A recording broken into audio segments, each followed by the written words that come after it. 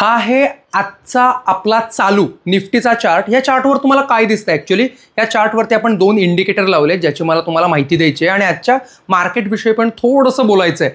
हा आहे SMC smart मनी कन्सेप्टचा indicator, आपला वेल्थ जे काही कंपाऊंडिंग इंडिकेटर, आणि त्याच्याबरोबर लावला आहे आपला सगळ्यांचा ऑल टाइम फेवरेट ध्यानी मनी चिंतामणी।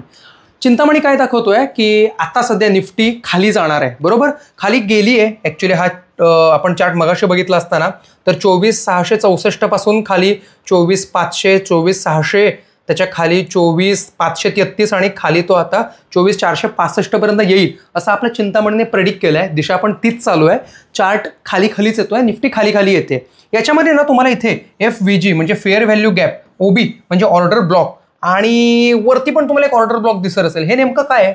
ऑर्डर ब्लॉक म्हणजे ती कन्सेप्ट आहे, ही ती गोष्ट आहे ॲक्च्युली। ह्या कन्सेप्ट खूप हायर लेवलचे कन्सेप्ट आहेत, ज्यांनी बऱ्यापैकी मार्केटमध्ये जुने असतील किंवा बरेचसे कोर्स वगैरे केले असतील, मार्केटमधल्या मुरब्बी लोकांना माहिती असलेली ही कन्सेप्ट आहे। ऑर्डर ब्लॉक म्हणजे काय असतं?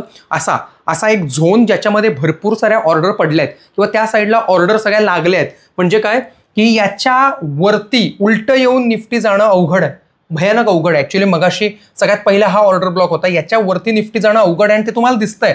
आज दिवसाची सुरुवात झाली या कॅन्डलपासून, पहिली ही कॅन्डल पडली, याच्यानंतर कुठलीच कॅन्डल याचा हाय मोडू शकली नाही, हाय काय याच्या बॉडीच्या वर पण जाऊ शकली नाही, गेली ती खालीच गेली। निफ्टीचा फ्युचर पुटचं आहे, हेच डिस्कशन आपण आज लाईव्हमध्ये, जेव्हा लाईव्ह मार्केटमध्ये लाईव्ह डिस्कस करत होतो तेव्हा आपण हेच डिस्कस करत होतो। निफ्टीचं फ्युचर आता पुटमध्येच आहे, म्हणजे खाली जाण्यामध्ये आहे, निफ्टी सेल होण्यामध्येच आहे। ज्यांनी फ्युचर सेल केला असेल मरणाचा फायदा काढला असेल। सगळ्या कॅन्डल खाली पडल्यात इव्हेंच्युअली। याचा अर्थ पहिला काय होतो? ह्या ऑर्डर ब्लॉकच्या वरती कोणती कॅन्डल जाणार नाही। तुम्हाला एवढं तरी समजलं की निफ्टी खाली जाणार आहे। खाली म्हणजे नेमकी कुठे जाणार आहे? तर इथे सुद्धा भरपूर साऱ्या ऑर्डर पडल्या, इथे बरेचसे कॉल राईट झाले आहेत आणि बरेचसे पुट इथे बाय झाले आहेत की याच्या खालीच जे जाईल ते जाईल, आणि झालं तसंच। बघा कॅन्डल बऱ्याचशा पॅरलल पडल्या पण शेवटी इव्हेंच्युअली खालीच गेलं। आपला चिंतामणीचा नियम काय सांगतो? एंट्री तेव्हाच घ्यायची जेव्हा एंट्री प्राइस फोडून टार्गेटच्या दिशेने जाणाऱ्या कॅन्डल बनतील, ज्या की 1, 2, 3 बनल्या, परत खाली आलं। टार्गेट 1च्या पासून आपण टार्गेट 2 कडे जाण्यासाठी एखादा ट्रेड केव्हा घेऊ? जेव्हा तो टार्गेट 1 फोडून टार्गेट 2 कडे जाण्याचा प्रयत्न करेल। 1, 2, 3, 4, 5 कॅन्डलनी प्रयत्न केला, शेवटी एक कॅन्डल फोडून खाली गेलीच। याच्यामध्ये सुद्धा आता टार्गेट 2 पासून टार्गेट 3 कडे जाण्याची तयारी चालू झाली आहे। 1, 2, 3, 4 कॅन्डल पडतायत इथे आणि ही खाली जाण्याची तयारी जबरदस्त माहोलमध्ये चालू झाली आहे। पण हे करता करता अचानक वरती कॅन्डल फिरली तर? हा फिरणार नाही, हे आपल्याला FVG म्हणजे फेअर व्हॅल्यू गॅप सांगतोय। फेअर व्हॅल्यू गॅपचा अर्थ काय असतो?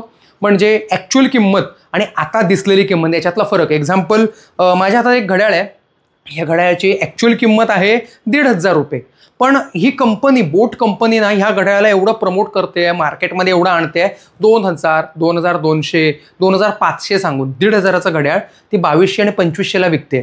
ॲक्च्युअल किंमत काय? 1,500, विकते कधी 2,200-2,500ला। कधी ऑफर सेल लागेल तेव्हा हा आपोआप याच्या ॲक्च्युअल किमतीकडे येतो, हा 1,500चा 1,800, 2,000ला विकला जातो, बरोबर? याला 2,200ला घ्यावा का? अजिबात घेऊ नये, कारण त्याची ॲक्च्युअल किंमत ती नाहीये। ॲक्च्युअल किमतीच्या जवळ कुठेतरी येईल तेव्हा त्याला घ्यावं, याला म्हणतात फेअर व्हॅल्यूचा गॅप, फेअर व्हॅल्यू गॅप, बरोबर? पण मार्केटमध्ये याची हाईक एवढी वाढली, डिमांड एवढी वाढली की आता सगळ्यांना हे घड्याळ पाहिजेच आहे। म्हणजे गोल घड्याळ हेच उद्दिष्ट असं लोकांना वाटायला लागलं। ॲक्च्युली बरोबरच आहे, घड्याळ हा म्हणजे वेळ ही एक सर्क्युलर मोशन आहे, एका लूपमध्ये टाइम ट्रॅव्हल करतो, त्यामुळे घड्याळ हे कधी पण गोलच असावं। Leave it about that fact. हे आहे घड्याळ, याची किंमत जेव्हा कधी 2,200, 2,300, 2,400च्या पलीकडे जायला लागेल, पलीकडे, तेव्हा त्याच्या ॲक्च्युअल किमतीपेक्षा ती खूप जास्त वाढते, याच्या पलीकडे ती जास्त जाऊ शकत नाही, याला म्हणतात फेअर व्हॅल्यू गॅप रेड। पुन्हा एकदा तुम्हाला सांगतो, निफ्टीची खरी किंमत मार्केटला काय वाटतंय की निफ्टी ही साधारणपणे 24,530च्या खाली राहावी, याची खरी किंमत 24,530च्या खाली आहे।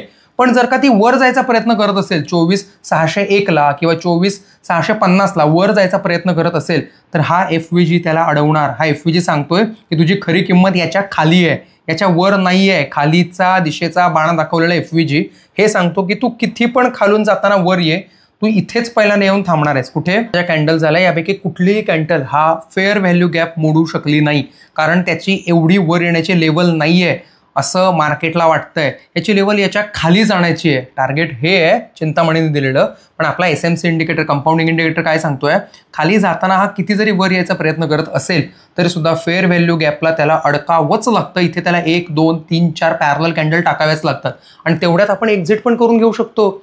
तेवढ्यात ह्या ट्रेडमधून आपण बाहेर सुद्धा जाऊ शकतो. कॉस्ट टू कॉस्ट बाहेर पडाल, हातात प्रॉफिट घेऊन बाहेर पडाल, लॉस होणार नाही, कॅपिटल कोणाचं जळणार नाही याची इन्शुरिटी हा इंडिकेटर आपला घेतो.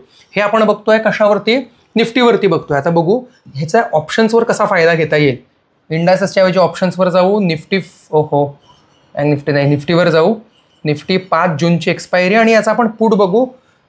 24,500चा पुट बघू आपण. याचा 24,500चा पुट आहे याचा आणि हा सध्या तरी डिकेलाच आहे कारण प्रीमियममध्ये काय एवढा मोठा हालचाल नाही आहे.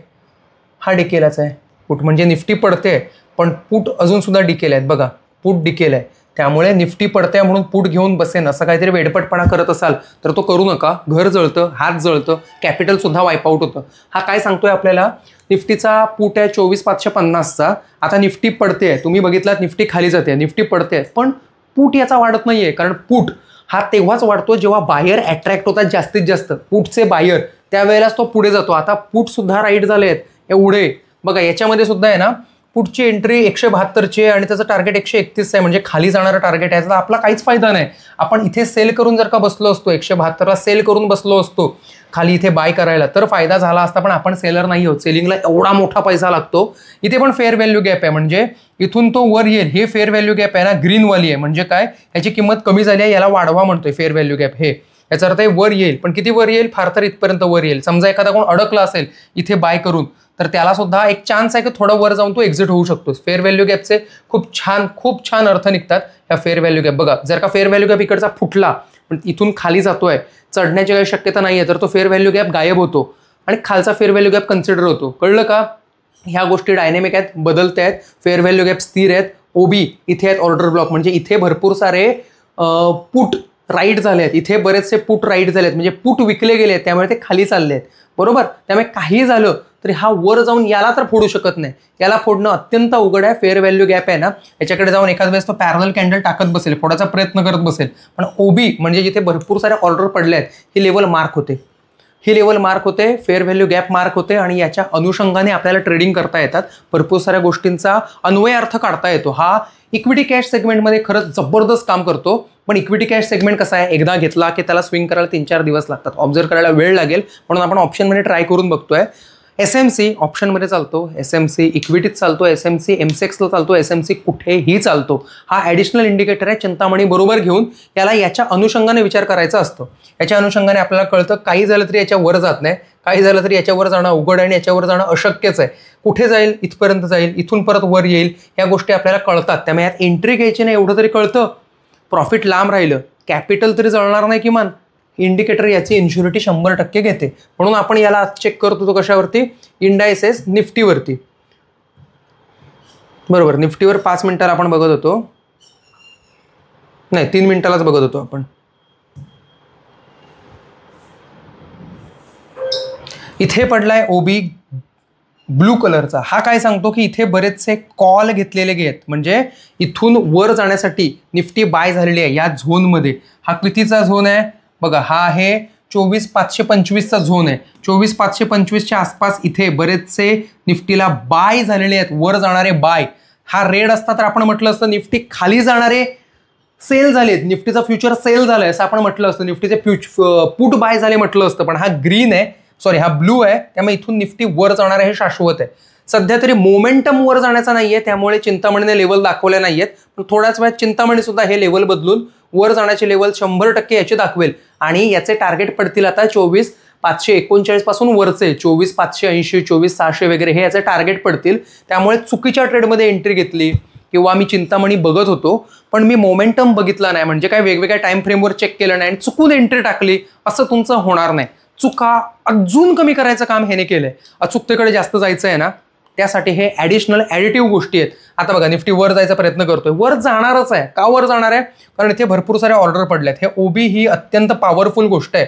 ही तुम्हाला कळण्यासाठी ऑप्शन चेन रगडत बसावी लागेल, तुम्हाला बऱ्याच गोष्टी बघाव्या लागतील आणि 1700 गोष्टी बघून तुमचं डोकं वैतागून जाईल. इथे फक्त चार्टवरती बिंदास दाखवला जातो की हा ओबी आहे. बघा बोललो होतो की नाही टार्गेट वरचे लागणार, टार्गेट वरचे लागणारच. ओके, या गोष्टीच्या आतमधल्या इंटरनल गोष्टी कळतात. कसं जाईल, कुठे जाईल चिंतामणी तुम्हाला सहज सांगेल. पण का जाईल, कुठून कुठपर्यंत जाईल, अजून पुढे काय करेल, ह्या गोष्टीची उत्तरं तुम्हाला हा इंडिकेटर देणार आहे.